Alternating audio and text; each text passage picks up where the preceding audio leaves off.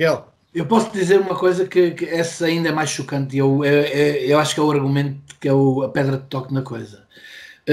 Deus queira que isto não aconteça nem a nenhum de nós, nem a ninguém que nos ouve. Mas se porventura falecer um familiar nosso chegado, nós não podemos ir despedir-nos dele. Não é? Só podem estar uma, duas ou três pessoas ao longe, não nos conseguimos despedir dele num momento tão triste das nossas vidas. E vamos juntar 100 e tal políticos, mais X jornalistas e não sei quantos. Isso é um ultraje. É vergonhoso, que é uma palavra que o Sr. Ferro Rodrigues também não gosta. Eu acho que comparando essas duas coisas numa balança, o adeus final, que famílias que não conseguem ver, que passam de ver uma pessoa como nós nos estamos a ver agora, e depois nunca mais o veem, e nem podem ir ver onde é que está, onde é que vai ser. Chamem-nos hipócritas ou digam-nos o que tiverem que dizer, que não há comparação possível, mas depois de ver o guia espiritual de milhões de pessoas, o Papa Francisco, numa praça de São Pedro, rezando sozinho e cumprindo o ritual da Páscoa sozinho, porque é que uma Assembleia da República tem forçosamente de meter 80 ou 90 ou 100 pessoas? E até te vou dizer uma coisa. Se voltássemos a ter cá todos os capitães de Abril, acho que os nossos políticos levavam uma bela carga de porrada para aprenderem. Ainda para mais estás a pôr na Assembleia da República pessoas que não podem sair de casa. Têm mais de 70 anos. O Vasco Lourenço não vai. O Vasco Jorge Sampaio também não. Jorge Sampaio também não. O Cavaco também não vai, também tem 80 anos, pronto, mas também podia não gostar de ir. Mas esse se não aparecer, ninguém se lembra dele. O único que José Ramalhianos diz que vai estar presente. Vai por inerência do cargo. Foi o que ele respondeu. Tanto que a esposa não vai, porque está em desacordo com isso.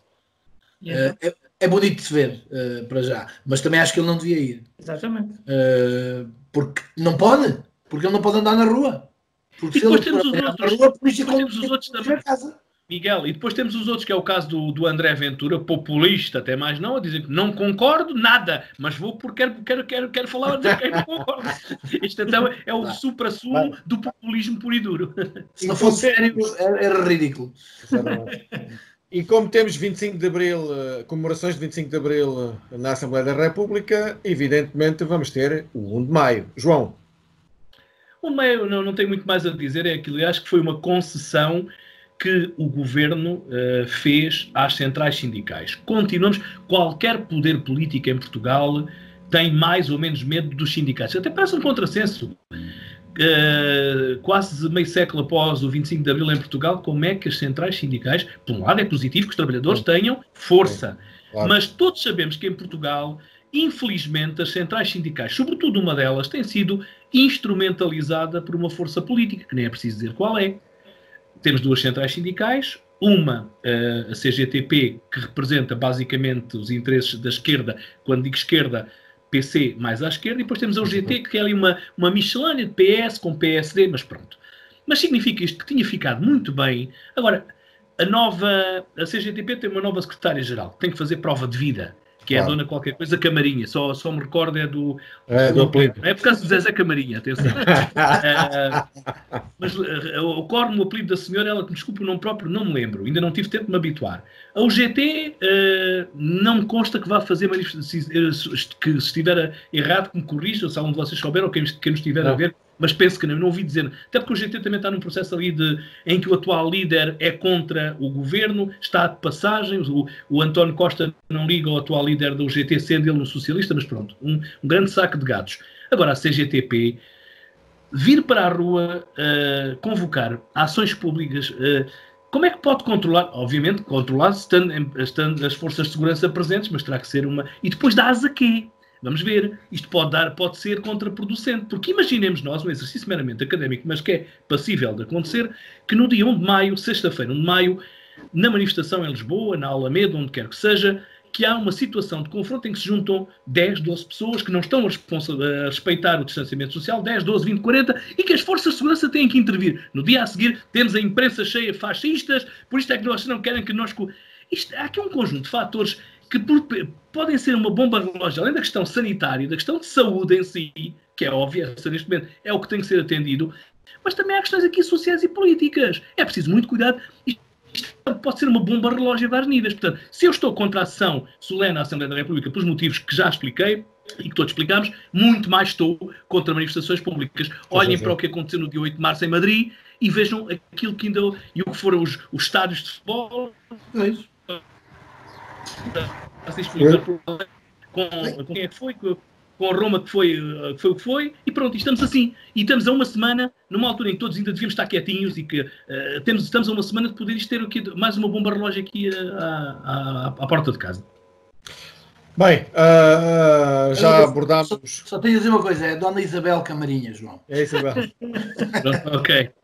Obrigado.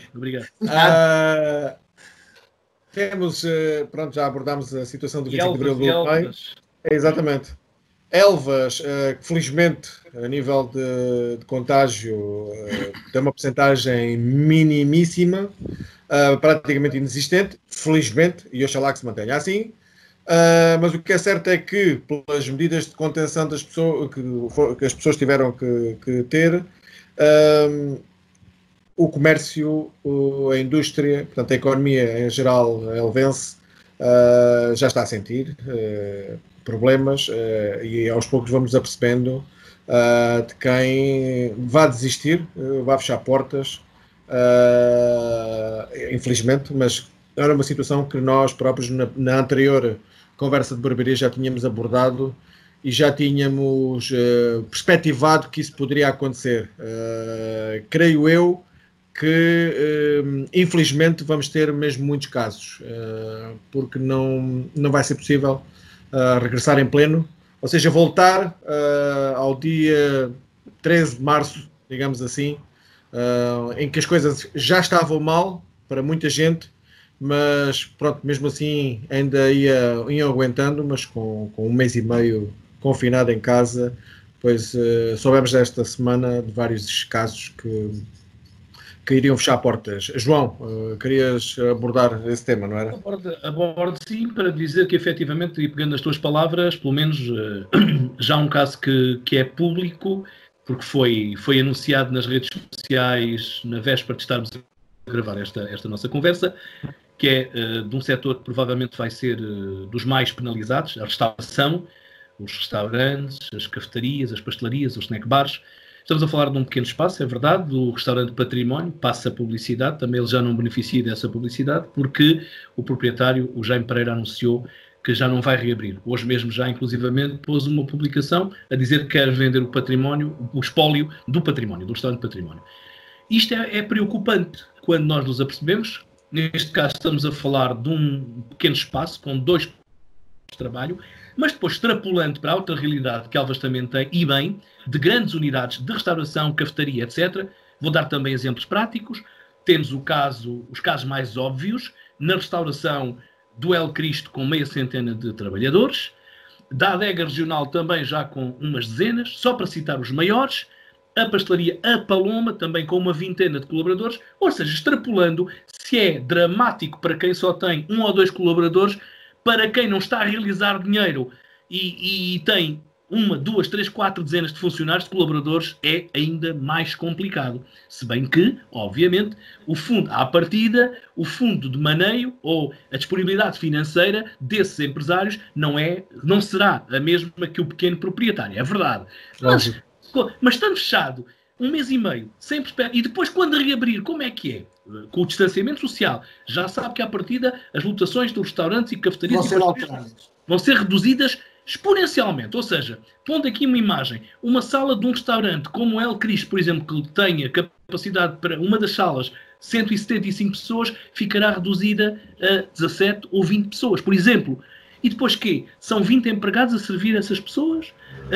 Os gastos são os mesmos, porque os impostos, a luz, etc, etc. Portanto, há aqui um conjunto de problemas, a montante e a jusante desta crise, que, como já foi aqui dito e muito bem, começa por ser uma crise e um problema de saúde, uma crise sanitária, que vai derivar numa crise económica, não tínhamos dúvidas, e depois, infelizmente, provavelmente, não queremos ser profetas da desgraça, mas está o caminho aberto, infelizmente, para uma crise social sem precedentes. Agora, é a altura de quem decide injetar dinheiro, deitar dinheiro cá para fora, sem pensar daqui a 2 ou 3 anos, quando as coisas, se Deus quiser, tudo estiver melhor, então agora vamos lá recuperar imediato. Não.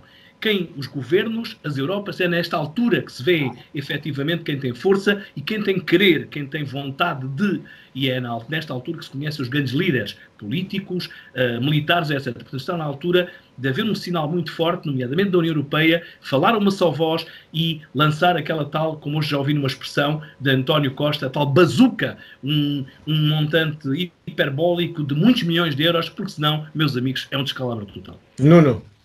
Eu concordo plenamente com o João e pegando nesta última raciocínio que eu fazia, ainda hoje ouvia o eurodeputado Carlos Moedas, antigo membro do governo, a referir precisamente a essa mesma situação. Exatamente. Que não é possível, nem é expectável, nem é provável que a Europa possa assumir cada uma das dívidas individualmente, porque isso nem sequer é justo e põe completamente em causa o projeto europeu. E ele falava e dava o exemplo da Alemanha, que obviamente a Alemanha, como todos os países, está a passar pela mesma crise. No entanto, a capacidade de injetar dinheiro na economia da Sra. Merkel é completamente diferente da que será do Estado português, porque também, como o João dizia e referia, em relação aos pequenos empresários de Elvas, o bolso de cada um também tem tamanhos completamente diferentes. Por isso, cada vez mais, esta dívida tem que ser encarada de forma conjunta, porque é aqui que o projeto europeu pode ou não dar mostras de que tem continuidade e que faz sentido existir, porque caso contrário, se for cada um por si, qual é que é a grande vantagem de existir um projeto europeu e estarmos todos ligados neste... Se temos uma Europa só para as coisas boas, para os beijinhos, também tem que haver uma Europa para o tempo das chapadas.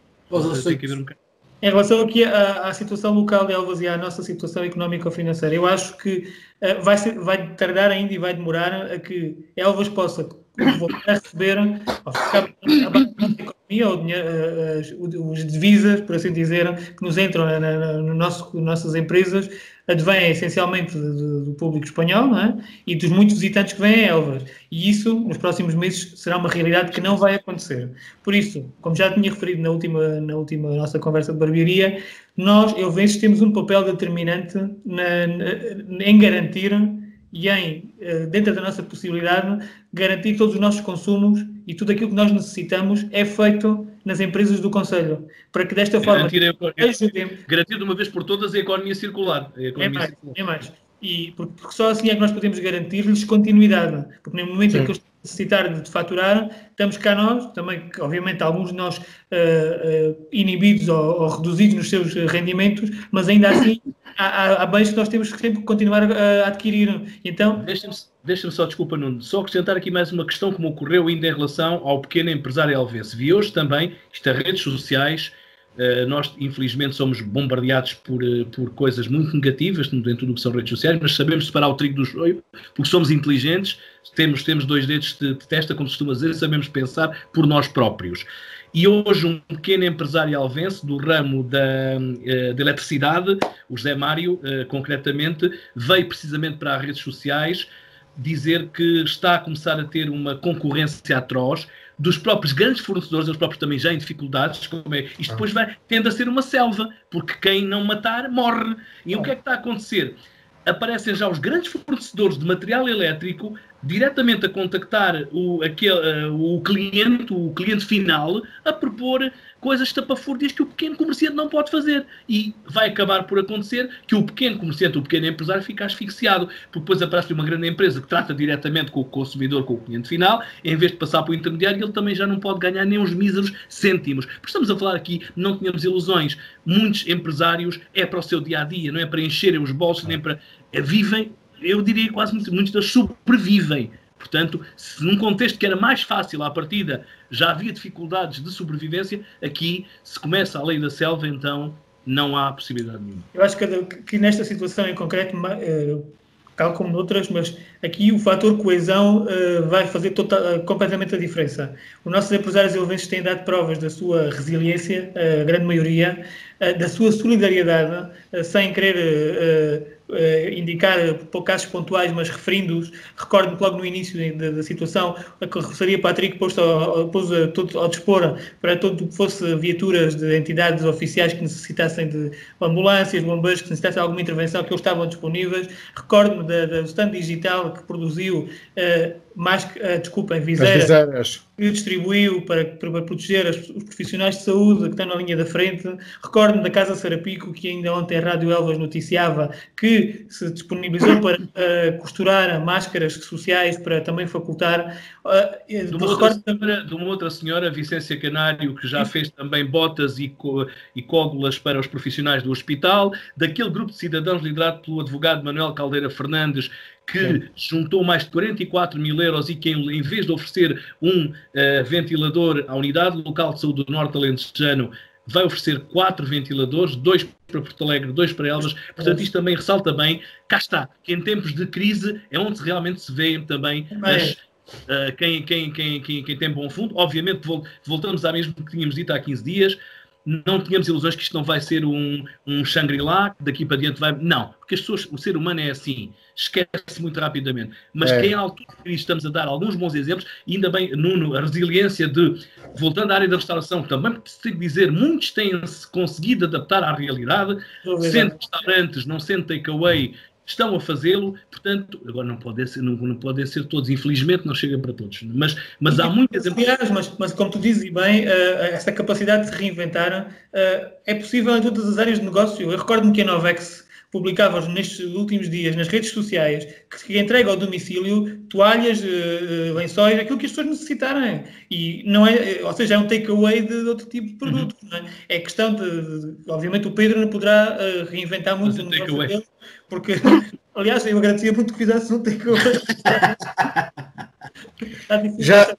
Já somos 2, deixa estar. Seja o seu cabelo grande ou pequeno, conte com o takeaway do Pedro Sereno. Faz tu, com o facto de tudo aquilo que parece uma cultura, a casa das pessoas. Mas, acredita que vai praticamente a ser assim, mesmo na barbearia. Pois. A verdade é que o estado de emergência que tu falavas, a partir do dia 4, eventualmente a tua área de negócio não vai estar proibida, ou seja, também, porque acredito que varia, obviamente, e dependerá do livre-arbítrio do próprio empresário fazê-lo ou não. E outras áreas de negócio também terá que se flexibilizar. Eu, ainda falávamos há pouco, em off, também sou partidário de que, eventualmente, o nosso estado de emergência será ainda prolongado até, eventualmente, 17 de maio. Já não acredito, sabes porquê? Não acredito porque as afirmações que têm vindo a ser produzidas estão regularmente por quem decide, pelo Presidente da República, que não legisla, mas de parceria com o mão dada, digamos assim, no bom sentido da palavra, com quem legisla, com o Governo, com o Primeiro-Ministro António Costa. Eles já assumiram, tanto quanto eu sei, vai ser anunciado no dia 30 de Abril, ou seja, de hoje a uma semana exatamente, vão ser anunciadas as regras do jogo em relação à reabertura paulatina dos negócios e das atividades. Inclusivamente, contra a vontade, o próprio Ministro do Ensino Superior já dizia hoje que admitia, na segunda quinzena de maio, o retorno das aulas. Alguns politécnicos querem retomar na segunda quinzena de maio as aulas presenciais, dando e deixando também o livre-arbítrio aos alunos que queiram, respeitando, obviamente, também, no caso das aulas presenciais, se é que venha a haver a questão do distanciamento social e tudo mais, todas as normas de segurança, mas deixando aos alunos, dando-lhes condições para quem fisicamente não for assistir, não ser penalizado. Mas eu, retomando, já não acredito, se calhar, infelizmente, se calhar valia a pena termos mais um sacrifício de 15 dias, mas já não acredito que em Portugal o estado de emergência seja prolongado. João, Nuno, desculpa, não é não valer a pena, é que tinha que ser feito. Ainda é cedo. Ainda não temos dados, dentro da realidade que nos têm apresentado, não temos dados que a curva esteja a baixar. Portanto, temos que continuar, ponto.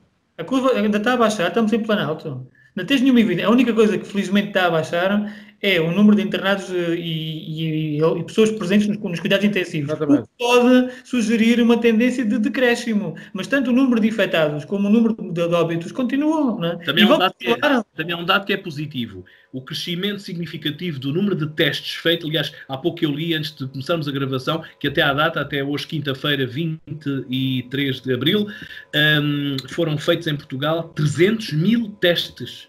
Ou seja, já é uma amostra muito significativa. Portanto, também é verdade que o crescimento significativo, quase exponencial, do número de testes feito não está a corresponder a um... Havia ali um dia ou dois em que se pensou que esse acréscimo podia também traduzir-se num crescimento súbito da curva. Sim, mas não está a acontecer. sim. Mas voltamos à mesma questão. Não, é muito cedo para afrouxar.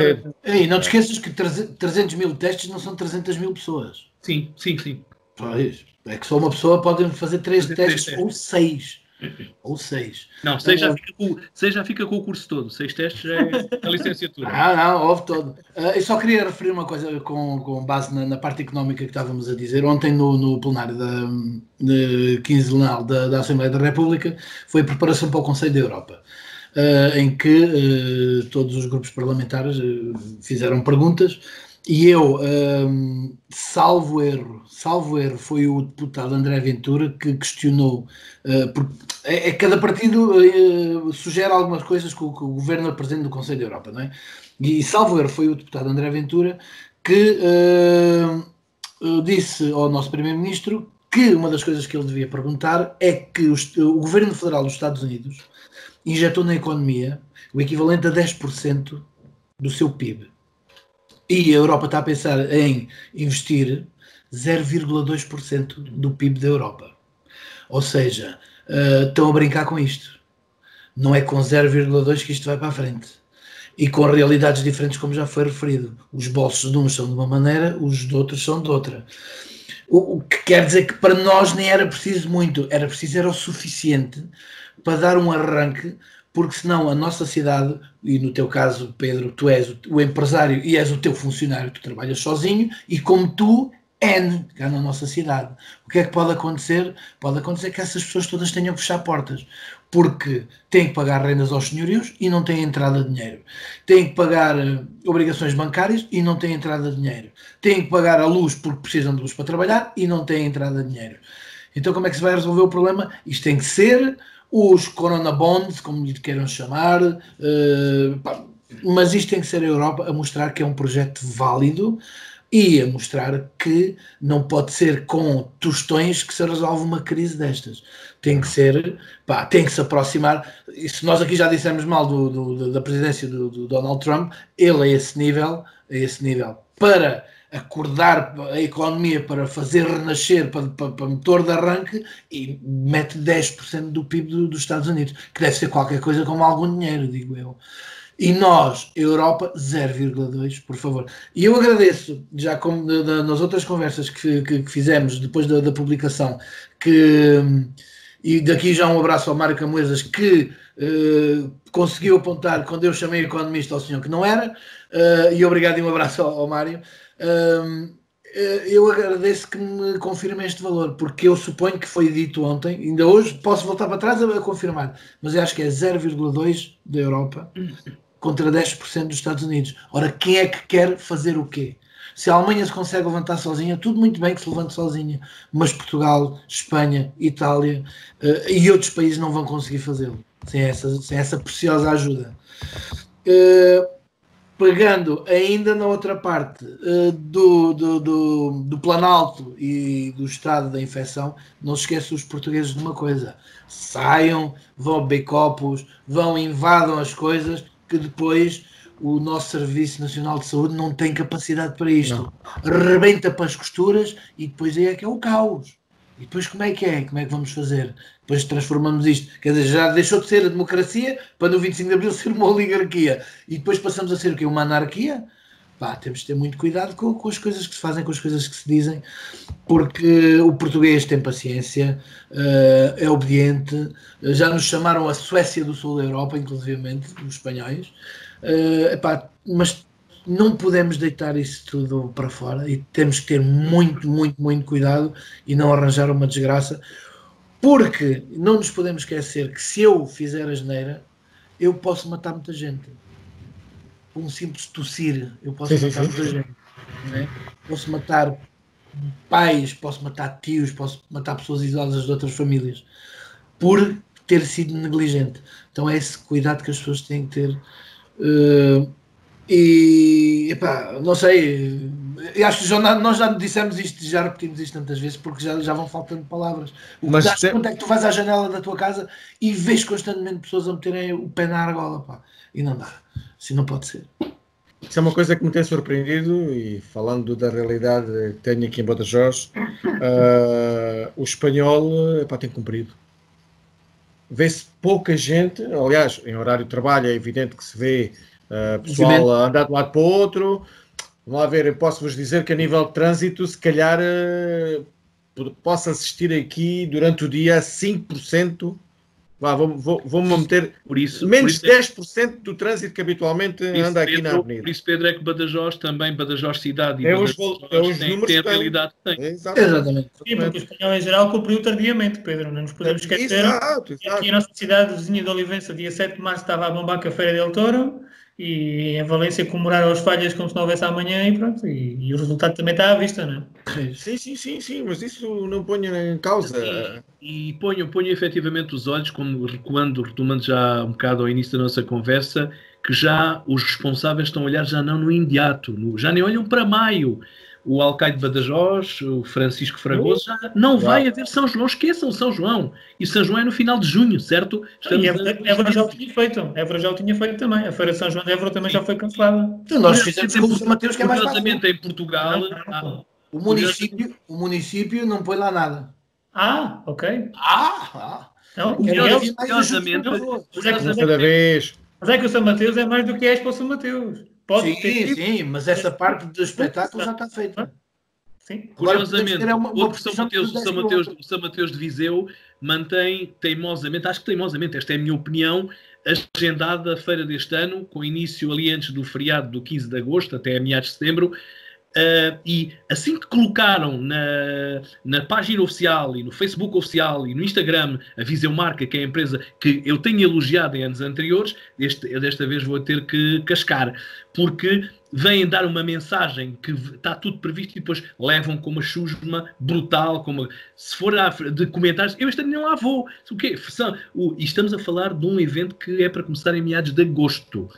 Outra questão, os festivais, concertos, em Portugal já foram desmarcados o Glastonbury, já foram desmarcados os festivais mais emblemáticos do continente europeu. Não, que esqueçam os festivais de música este ano e de concertos.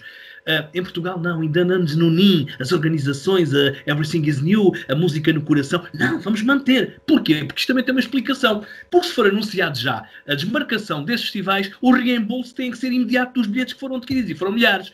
Assim as organizações estão quietinhas, têm lá o dinheirinho, se calhar ainda a render uns eurositos, e mesmo em cima do é que dizem, não há festival, não estejam a enganar as pessoas. Os Bon Jovi deram um bom exemplo, tinham uma tour este ano pela Europa. O management deles já disse, não vamos viajar, não vamos, esqueçam os concertos, e isto deu aso a que as organizações locais nos países já fossem obrigadas a devolver o dinheiro, portanto as pessoas já recuperaram esses parques, esses euritos. Agora, andamos aqui o quê? No NIM? Andamos, só porque os nossos resultados são globalmente bons, andamos aqui a encanar a perna à rã, como diz o povo? Não, isto é enganar. Isso é à portuguesa. À portuguesa. Nem joga bola, nem nada. Nada. Bem, a conversa já vai longa. Muito provavelmente, apesar do João pensar que não haverá prolongamento do estado de emergência, mas mesmo se não houver prolongamento, nós sempre podemos optar por esta. Sim. Não, muito provavelmente. Se não houver prolongamento, vamos aos penaltis. Como vos digo, na minha área, fala-se, como ainda não é um dado concreto, que vamos voltar ao trabalho no dia 4 de maio, mas super protegidos, com desinfetantes por todo o lado, material descartável, etc. A viseira acho que desenrasca demais no teu caso, não é? Não, a obrigação, segundo aquilo que tenho estado a ler, viseira e máscara? Tudo, luva, viseira, máscara, manga comprida, nada de mangas curtas. E vais ter apoio para a aquisição desse material todo? Estás a brincar?